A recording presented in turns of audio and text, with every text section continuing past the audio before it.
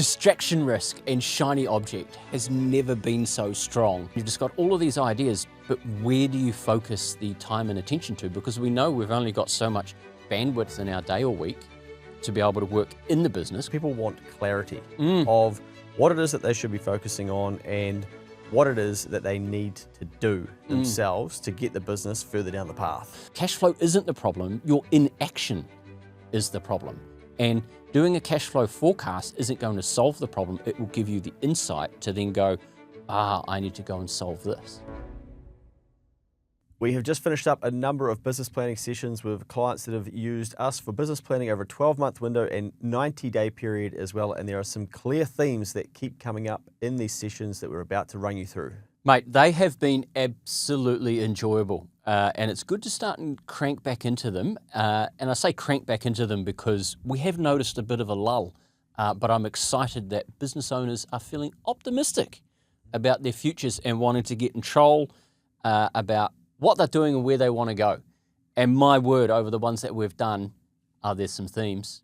Yeah, I think this is the most you think that we've done at the start of the year, because we're only at the end of February at the time of recording. It feels like there's a lot more business owners thinking about their future and wanting to get things right before they start to put the foot down more or just go further into 2026. Yeah, I've kind of lost count, I think, rightly or wrongly, of how many we have done and then what's in the pipeline to do, which is exciting. So there's the doers and the people that want to get ahead, and there's the people that are the consumers that are going to listen and do nothing about it. And there's going to be the ones that are in 12 months ahead, have a better financial position because they're in better control of what they're up to. Well, let's get into some of these clear themes.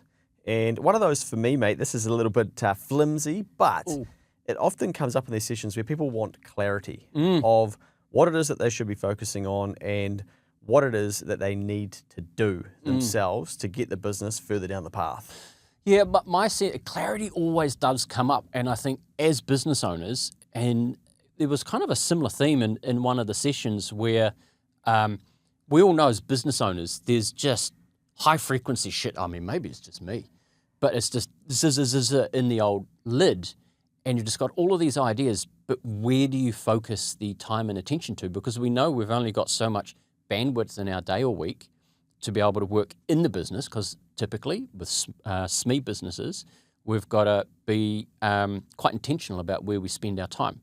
We've still got invoicing to do, relationships to work on, we've still got work to do, all that kind of stuff. And then we're saying, working with us, hey, as well as doing all the stuff that keeps the business ticking over, you've now got to do all of this new stuff. So for a business owner to get the clarity about, hey, here's actually the real important things that you need to focus on.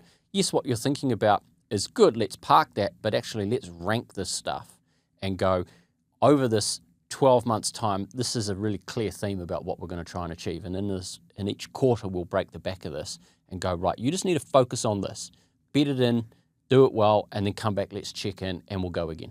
Yeah, it's a good point there on focus on this. And it's something that I think gets thrown around all the time. Work on your business, not in it. But what does that actually mean? And I think it's something different for every business owner. But the business planning that we're doing is basically, let's keep the operational stuff over to the side. Yet we might touch on it, but it is, okay, what are we going to need to do to work on this business to get it closer to where it is that you want to go? And I think that's where it can become a little bit overwhelming for some business owners, where they go, shit, I've still got to do my day job inside the business, but I've also got to do these things. But they have that realization that unless they do these things, nothing's going to change. Yeah, and in every single case, they've got everything at their fingertips. It's just giving them, I suppose, the tools and the confidence of going, hey, you can go away and do this stuff, and this is how you do it. And it doesn't need to be that hard. Because I think so many business owners look at it and go, oh, this is the gold standard solution. I've got to be going off and doing this and getting, this content's got to go viral. Everyone's just, oh, I've got to do a piece of content. It's got to get 1 million likes, and then I'll know I've made it. So no. Let's just start with the basics. Get yourself out there, make yourself visible. Personal stories, yet again, of just going out and doing things around the whare, going out, and I found recently a nursery close to home, much closer to home than the other place we get plants from, not a baby nursery. Gotcha. Yeah, well, what's going on here? Just to clarify, plants and stuff, because we've obviously needed a few, and we bought them from this other place. Well, there's one that's like 10 minutes away from where I live. significantly cheaper, and have driven past it on a few occasions because it's on a reasonably main road, but never given it the attention because you'd have strap. I mean, when you're driving like I do, safe, of course, at the speed limit, but focused on the road, you kind of don't give that type of stuff attention. And I thought, man, this business, you'd love to get in there and go, how do you get more attention to your potential target customers? Because had I had known about them, 100% would have gone there easier and spent the money that I had spent somewhere else with them. Are you tired of tax surprises? Need a better handle on your business performance? At Next Advisory, we make accounting simple. From tax returns to everyday advice, we help you understand the numbers so you can make better business decisions. Visit nextadvisory.nz and book a time to have a chat with me. Let's get your business humming. Well, some of the industries that we've been working through recently, I've got here construction, trade, so all different sorts of sizes, service-based businesses, direct-to-consumer, and even tech solutions in the IT space as well. So these themes as well, they're popping up in just about all of these businesses. But I think the one you touch on there is getting known, and the amount of times that we have to gently and nicely probably say to a business, people don't know that you exist or what you're doing, and it's going to require more volume and more reps. But the beauty is there's an unlock in there where they realise they're actually not doing a lot of it, but think that they probably are. And if we can get them to increase the volume or the frequency of it, then things start to happen and they see the wins, and then they can turn it into a process. And I think that's been the key unlock, or one of the outcomes, I suppose, of the sessions that we have done is volume of like, you can always do more. And the great thing about the sessions is uncovering what more looks like, because a business owner is going to say, oh, what else can I do?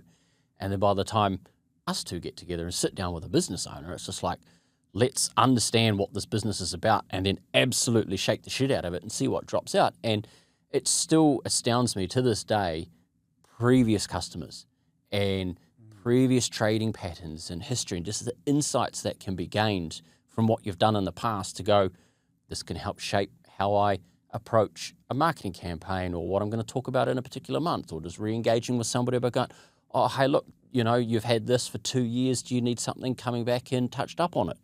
It's just those little touch points on the people that have already spent with you, so they trust you, more than likely that they will, unless they leave a 1-star review, that they'll spend again. Yeah, the thing that we have to remind business owners when they come into our office is that it's not a bad place to admit that you want to make more money. Yes. And it seems to be a really clear theme as well. A lot of those people doing planning and just in general that are getting in touch is that they don't almost want to say it because it's a little bit non-Kiwi to tell people that I would like some more money in my back pocket. But that is actually at the heart of a lot of these businesses, is that they want to be rewarded more for the effort that they are putting into it. And for us, like we often talk about it after the sessions, where we get a lot of fulfillment out of showing them a pathway to be able to pay themselves more, because I think it is so common in Kiwi businesses now where their salaries are still sitting at 70K or 78K. They're around the tax bracket, and the accountant said, I'll do that for the tax thing. But what if that hasn't kept up with the cost of living? Your accountant hasn't got back in touch and said, oh, actually, that was really impractical to set you at a $78,000 PAYE salary. It made sense for tax purposes, let's say, but you're getting no money and you're sick of this and you want to push the standards higher and make more. And openly saying to clients, like, how much do you want? Like, what is that amount? And let's work it out. Let's work it out what that is net in the hand. Then before tax, okay, well then what are we going to need to do to get that coming out of the bank account each month? And that's what we want to see the clients do. Yeah, and that leads into that bottom-up analysis, right? Of going, once we know what that number is to make this business continue to tick over, because there's going to be more than likely debt on the balance sheet that we need to pay, overheads that we need to pay. You've got to create cash over and above the stuff that you're selling to pay for the Heartland loan. You've got to pay the interest on that. You've got to be able to put the fuel in the Ranger, all of that kind of stuff. And it's by the time you look at it, you go, over and above just the overheads, you still need to factor in these loan payments and your return that you want out of this. So what is that magic number? And by the time we get to it, a business owner looks at, oh, shit, that can be quite confronting. And we'll go, okay, well, let's break that down. An assumed average gross profit then is going to give us our target revenue number. And then go, okay, once we know that, let's break that down. How many more units is that? How many more offers do you need to make at a conversion rate of whatever it is that you're doing at the moment, 40%? how many more things do you need to be doing to then convert them at an average sale data and just break it down? And then it starts, once you start getting to that granular level, a business owner can look at it and go, you know what, that's actually not that hard. It's achievable. I just need to put in more effort. Yeah, one thing that I reckon, even I'm learning as we go through this journey ourselves too, is that business owners, some of them really love to have a target to chase down. So if we do that bottom-up analysis and then say, okay, revenue's currently X, it needs to be Y, they go, oh, okay. And you can almost see that they're realizing, shit, there's a big gap between where I am now and the revenue that I'm going to need to then drop out after tax the cash that I want out of this business. But they take it and go, okay, I'm simply not doing enough. Like I'm going to have to increase volume. I'm going to have to reach out to other people. I'm going to have to prioritize the right type of work at the right type of margin. And they basically go about that journey of really focusing on the things that are going to move the needle. I think business development comes up a lot in these sessions, and then we talk it amongst ourselves. I reckon we need to come up with a new name for it, because I reckon business owners hear it and it's scary. And then it's just like, oh, I need to do business development. And then they get that ick feeling in them, and they're like, no, I'll park that and I'll go back on the tools.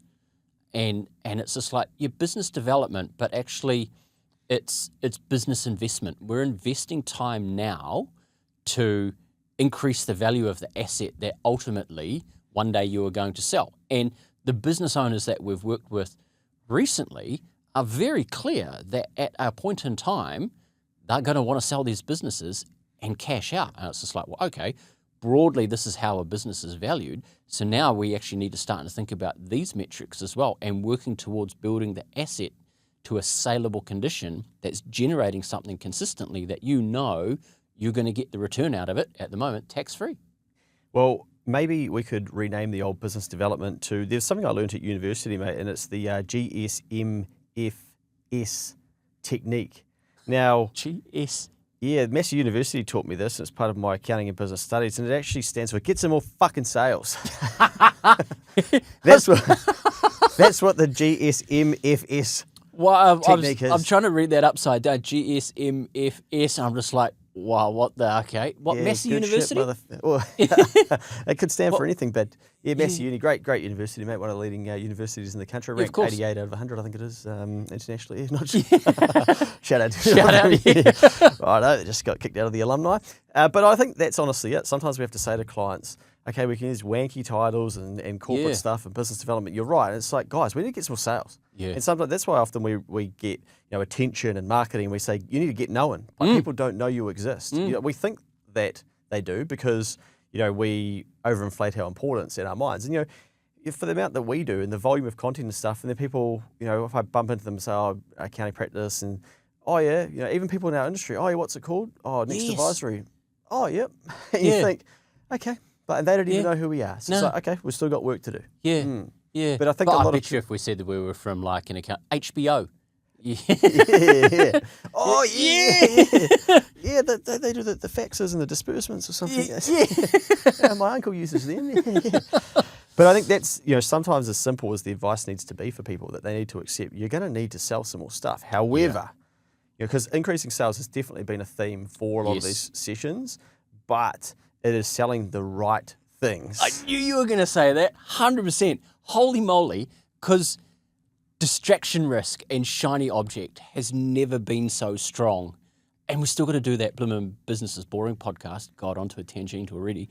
But it kind of gets to a stage where you're in business that you're presented with challenges that they get hard and you're just like, fuck, it's not fulfilling, it's not rewarding, and it's just like, I don't know what to do next. So it's just like, I know what I can do.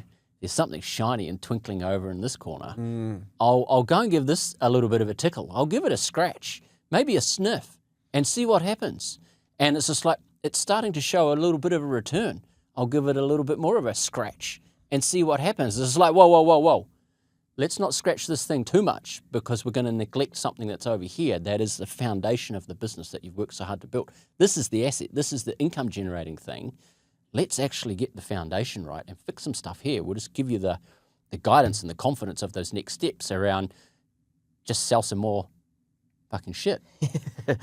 Yeah. Is that what it stood for in the end? Yeah, go sell more fucking shit. Yeah, okay. giving the people the confidence to get back in the business and get jazzed up about it, because I think they Yeah. kind of almost not fall out of love with it, but there's not that enthusiasm, and then it's just like, yeah, the shiny thing is just like, yeah, okay, is this right? Or yeah, it's right, but not right now. Yeah, if we go to frothy economy, we see the same thing in a frothy economy, and that is business owners doing well, and then they get shiny object of, oh, my competitor's doing that, and that looks way easier, and they're making way more. We think we're going to do that. And we go, oh, we don't really know what's under the hood of that and if it's actually like that. And so they start almost thinking bigger and want to do these different things rather than focusing on their knitting, because there's probably more upside and it's FOMO driven and we're missing out. And then when it gets hard, like it has been, I think the same thing happens but in a different way, where what they were once doing isn't working anymore.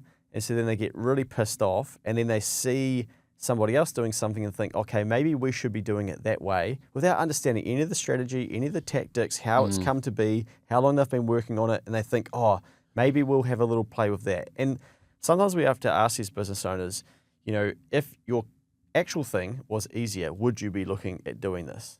And they basically always instantly like, no. And we don't ask it in that way of like, if it was easier. We're basically saying, if you had 10 ideal clients rather than one, would you be focusing on this stuff? No. It's like, so the answer is we probably shouldn't be looking at it. Yeah, and then going and finding 10 more of those ideal clients. And that's one of the really clear outcomes that come out of these sessions with clients is, they're probably, I don't think we've ever had one where they've actually outright admitted, but I think there's a lot of clarity that comes from knowing who that ideal customer is and what the work is that we should be hunting for, because it's supported by data. And if it's supported by data, well, then that's got to give you all the answers and confidence that you need, because that's ultimately what's going to generate cash flow, which is the money that everyone's looking for. And even with one of these sessions recently, when we got right into it, when we said, hey, what's the typical age range of your customer? And instantly, I think the entire squad knew it was probably 50s, 60s. I'm like, brilliant. Yeah. They've probably got some money. Well, let's go and speak to them. Happy days. And even having that understanding, or just asking yourself those questions and looking at your top customers, where are they coming from? And what do they look like? Where do they live? What's their age range? What are their pain points? And getting clear on that, I think there are so many answers in that. On the sales piece as well, mate, the picking the right products, I think margin is obviously something that just keeps popping up as well. And I feel like we try and explain margin, just about on every podcast, but it's the amount that you have left after selling your shit, and we're so focused as business owners and as content creators and award providers of what are your sales, what are your sales, what are your sales, top line, all the stats, top line, oh, blah, blah, blah, company did $1 billion worth of sales. Who cares? Like what's actually left? And the margin is the bit that's left to then fund the rest of the business, because every business has costs, no matter what it is in what industry. So you've got to understand the margin that you have. And when was the last time you actually tried to improve that margin? And what I've been genuinely impressed with is the businesses that we've seen recently have had good margin. And there's been positive trends in it, or margin is stable. And the theme that's come out of that is, what are the 1%ers that we're looking for? There's nothing structural that's going to change. We don't need to go out there and reinvent the wheel and do things differently. What are the little 1% things that we can do that can just make this thing go faster or slightly more efficiently, that we can go from 48% to 50%, because that's immediately going to go down to profit. Because if we shake the tree too much and try to upset it too much, you don't want to go the other way and find it goes from 48 down to 43 and then to 40. That's bad news. So there's businesses that have got some really good stuff that's going, and you're like, wow, you understand what you're doing and you've got a certain amount of things right. Yes, there's some things that can be tweaked, but just look for the 1% little gains. Yeah, even a business turning over $1 million, if their gross profit drops by 2%, there's $20,000 of profit just gone, because we didn't control our margin. And sometimes it takes us to actually run those numbers and show business owners, okay, this was your gross margin 3 years ago, 2 years ago, and now 1 year ago, and now currently. And okay, if that's trending down, well then what's the percentage difference that it's gone down? Times that by your sales, that is missing. That should be profit sitting in the bank. but you haven't controlled the sales process and the cost process, and therefore we've got less money in the bank, and that's our responsibility. I reckon that's a great example because somebody could listen to that and go, oh, it's only 20 grand. But you're just like, no, actually, 20 grand's a fair chunk of change. Most people would like an extra 20 grand in profit. But then if you go, okay, you've been slack on this for 4 years, it's 80 grand. Like, and when you start putting it out like that, you haven't been in control of this for 4 years. You miss out on 80 grand. It's just like, it's a Ford Ranger. Yeah, and the tricky thing for them too is that by the time it sneaks backwards for those years, it's so hard for them to get back to where it was. Yeah. Yeah, and then, oh shit, how am I going to do that? So we're trying to encourage businesses to improve their margin like slowly. But if you've really let it erode, you've got to basically like burn the boats a little bit. And we actually had a client that had to do that, where they had to increase their prices by over 40%. They lost 20% of their clients. They got an entire day back that they could do business development on. Within 6 weeks, they'd got 6 clients to replace some of those 11 who had left. So they then At the higher pricing. Yeah, and then I'm encouraging them, okay, let's annualize what their fee is. So you're not going, oh, okay, I lost 11, I picked up 1. I'm like, no, let's put it into a quantifiable, because it's an annual service, what that is worth to you. And each time we pick up a new one, I want you to add that to your forecasted revenue so we can see how quickly we're actually going to get back beyond what we had at the cheaper rate. So they really had to trust in the pricing and go backwards. But they've picked up new clients, and now they're just starting to put their foot on the business development, the get some more fucking sales technique. Yes. And they will get another 6 clients, and they'll be net ahead at better margins as well. But it proves to them that they were undercharging for 80% of their clients the whole time, because they're like, okay, we're willing to pay that. And it's funny, New Zealand business, and it comes up all the time. We're only prepared to price based on our own expectation of value, Yep. rather than letting the market determine what value is and being prepared as a business owner to hear no. And you're not going to get your no from the market until you actually push and try. And I think, and it comes up so frequently that business owners have got that scarcity mindset. If you try and tell yourself, oh, I'm abundant, like genuinely look at yourself in the mirror and go, when was the last time you actually backed yourself to put an offer out to the market that you were comfortable with actually getting a no from it? That you price it and you go, you know what, if I don't win this, I'm not worried, because I know that in another week or 2 weeks, I'm going to have an opportunity to price something else that's similar at a similar price that I may or may not win. I'll get to try again. But I think it's just like, I'm going to put this price out, but I want to win it. So I'll just price it enough so that I don't lose it. And I think, you know, for as much as economists and the Reserve Bank are talking about inflationary pressure, I think there's also respecting how the market appreciates or understands value. And business owners have got to go out there, and service-based industries are notorious for it because it's fucking timesheets. Timesheets are not a demonstration of value. You're leaving so much on the table by just going, oh, it's taken me X amount of hours to do this, so therefore I'll send you a bill for 500, rather than going, the problem I've helped you solve and taken you on this journey has got you to this position. It's actually worth 1,500. And then money changes hands. Yeah, and that's the key, you know, to the caveat for this client before that I mentioned.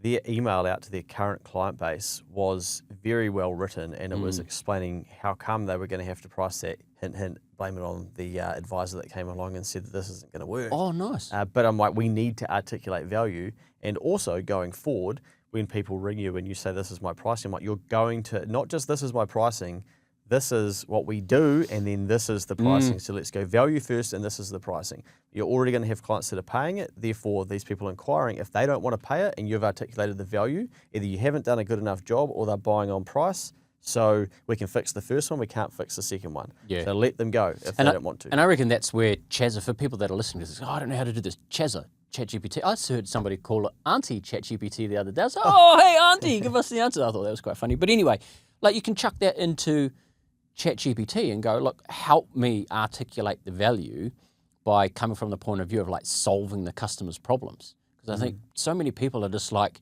coming up from their point of view rather than put yourself in the perspective and the shoes of the person that's actually doing the consuming and how they're going to feel, and really lean into that. Yeah. You might get a few more conversions. Yeah, well, that's the other piece of that, right? Where even when people question our pricing, and I don't mean us, I mean as business owners, you've got to have pre-established objection handlers, let's say, or rebuttals, because we had a client recently who was saying to us that people would ring up and say, oh, well, we know you only spent X, Y, Z time there. And you need to straight away be saying, well, that's fine, but we don't charge for the time we're there. We charge for, and then unpack what that is. Because the classic Kiwi mindset is, okay, everything is done by an hourly rate. Yeah. But these same people don't go to the fucking Fisher concert in the Domain and have this guy play music to them for 2 hours and go, how did he charge me $200 for that? Yeah. That's like a minimum wage role. He just put his music on. They're, oh yeah, $200. Yeah, sweet, I'll be there. But as soon as it's something else that they may not value as much, they're going to question it. Oh, well, it was only half an hour. How can you charge that much? Well, there's opportunity costs. We travelled. It's the experience. It's the outcomes that you'll receive. And you've got to be able to unpack that. And it's no different for us. Like sometimes people question Phil and I and say, well, like, how do you guys have the experience to be doing this work? So, I don't know.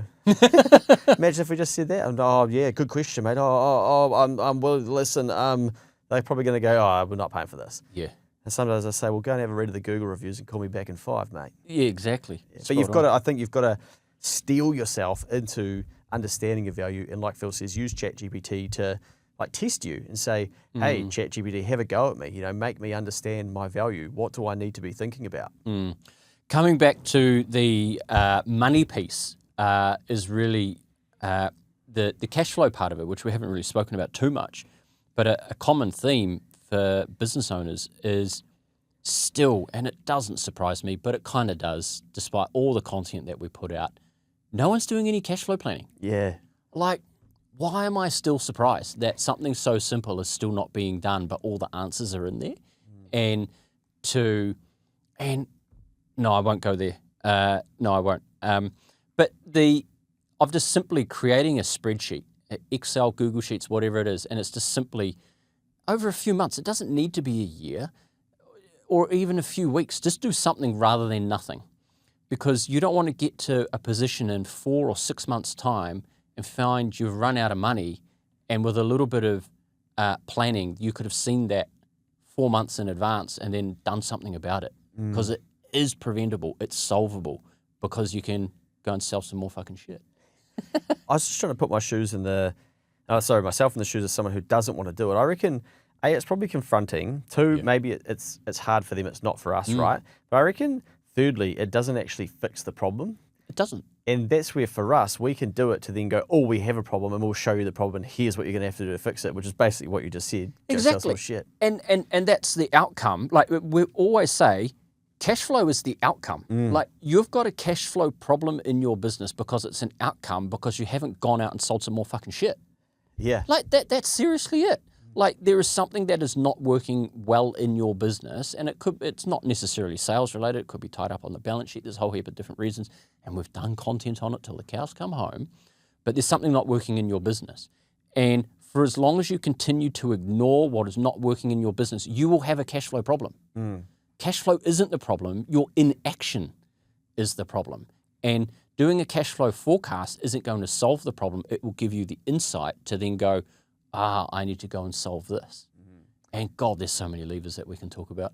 My final couple, one, I reckon we're seeing more of this, and I think this might be a bit of economic scarring. Ooh, economic scarring. Yeah, I don't even know if that's a real thing, but Have you got a cream for that, mate? Yeah.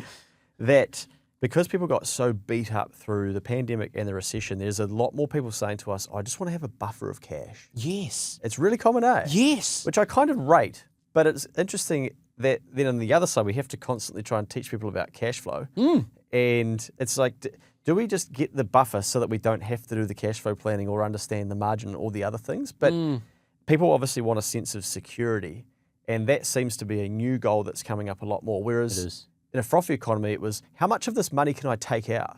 Like, can I take out my deposit money that I haven't even done the work for yet and spend that? Bro, chill, man. We probably don't want to be spending that. Yeah. Do I qualify for that IRD business loan that they all got on those? It's like, go and sort it out yourself. And will they know if I just take it straight out of the business? Like, there was just so much confidence that there was always going to be money.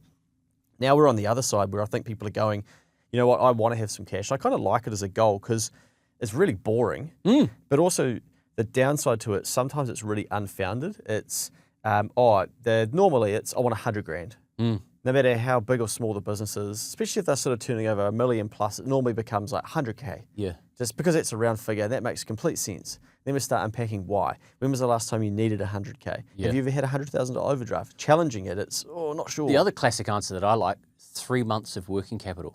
What's working? Oh, 3 months of wages or 3 pay runs. It's always 3 or 100 grand. Yeah. So people are obviously thinking about that more. Great goal to aim for. Downside is that two things that we see, because we've had clients who've done this, as soon as it dips below what they set as their new ceiling, so let's say it's 100K, well, then some shit does happen and they lean on it, then it gets down to 60, they're still fucked off. Because I want it to be 100. We're like, no, but that's why you had that there. Now let's build it back up. Yeah. Oh, I just like, I'm not going to be happy till I get it back to 100. And you go, okay. But also, you then don't reinvest that money into things when you don't actually have true data to suggest that you need that much money sitting there idle. It'd be like me carrying around,